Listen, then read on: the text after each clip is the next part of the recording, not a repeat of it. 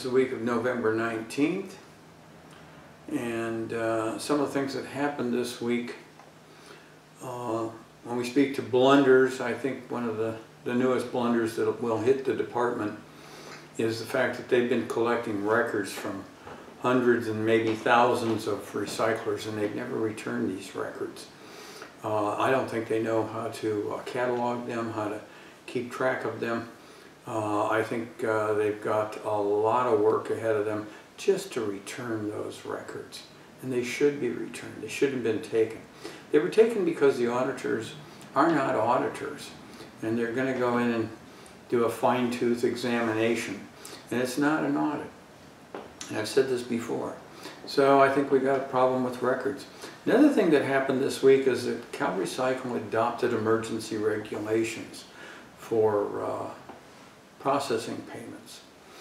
And if we look at a page on CalRecycle's website, and maybe we'll see if we can insert that into this, you'll see that almost all the regulations that they adopt are emergency regulations. We can see that in 2017, they posted 3 regulations, all emergency. Now they've just done one more. That's the processing payment. So out of 4 adopted, all 4 are emergency. Last year we had 3 emergencies out of 3. In 2015 we had 2 out of 5. But one of those was a conflict of interest adoption, and I don't know who that even pertained to other than maybe the department itself. So I know I didn't study it. And then in 2014, again, 3 out of 4 adoptions are emergency regulations, and when we go back to 2013, only 1. And so we see a pattern of using and abusing the emergency regulations. Once regulations are adopted under emergency regulations, it's much more difficult for the agencies or the regulated to get those changed, get them improved. And we know that we've got to constantly examine regulations, constantly examine statute to improve them, to figure out what was put into them, what is more beneficial, and move to the most beneficial regulation and legislation that we need to operate this state. Regulation without representation.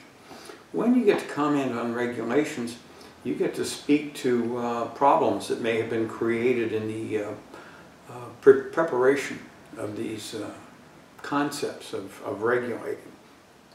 And so this is where the regulated have an opportunity to come back and correct problems. Again, not happening. We've now had emergency regulations adopted for the processing payments. Won't be much of an issue. They're only going to last for a year, but it does speak to the fact that CalRecycle doesn't do anything unless it's emergency regulations. The other thing I found out this week, I spoke to a previous employee of CalRecycle, and I asked about why would they be taking auditors from Sacramento and sending them all the way down Southern California, down to the border to do audits. Why wouldn't they have the local offices that are set up for that? For example, down in the southern part of the state, you've got an office in Riverside, you've got one in San Diego. Why aren't those people doing these audits down in the lower part of the state? Why do people have to come from Sacramento? Well, I got the answer, at least this person's opinion. Per diem. Supposedly per diem is, this is a payment that the employees get to cover their expenses while traveling, and evidently it's been manipulated for years. I was told about a story where one so-called auditor and also one of their forensic examiners used to change hotels every night because he racked up more hotel points with Hilton. These are abusive privileges, and they're adding to the cost of the program.